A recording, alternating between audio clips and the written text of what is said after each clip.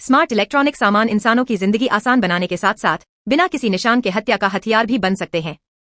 एक दिन माँ अपनी बेटी से मिलने आती है। घर में हर तरफ स्मार्ट डिवाइस लगे देखकर वह मजे से वॉइस कमांड देकर सारे उपकरण चलाने लगती है। अगले दिन सब्जी लेकर घर लौटी माँ को सोफे के नीचे से निकला रोबोटिक वैक्यूम क्लीनर डरा देता है। लगता है स्मार्ट मशीनें ठीक से काम नहीं कर रहीं। बड़ी मुश्किल से वह रोबोट को हटाती है कि अचानक टीवी अपने आप चालू हो जाता है। माँ इतनी डर जाती है कि गुस्से में हथौड़े से टीवी तोड़ देती है। जब बेटी घर लौटती है तो टीवी टूटा देखकर बहुत नाराज हो जाती है, लेकिन दामाद बात संभाल लेता है और पत्नी को शांत करता है। रात में वह सास के हाथ के खाने की भी खूब तारीफ करता है। लेकिन अगले दिन हालात और डरावने हो जाते हैं। घर का स्मार्ट एसी अपने आप पूरी ठंडक पर चलने लगता है।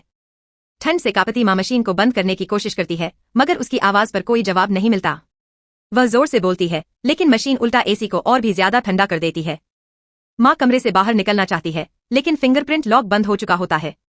वह अपने कमरे में जाकर कपड़े तक नहीं ले पाती। तभी अचानक लाइटें बंद हो जाती हैं।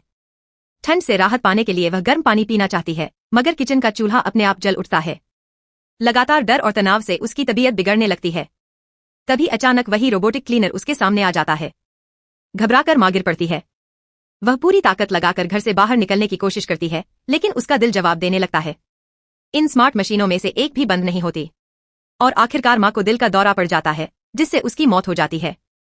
अंतिम संस्कार के बाद बेटी अपनी माँ की मौत से टूट जाती है, लेकिन उसकी नजर से दूर एक कोने में उसका पति अपने मोबाइल से एसी बंद करता दिखाई देता है। तब सच सामने आता है, इन सबके पीछे असली मास्टरमाइंड वही था।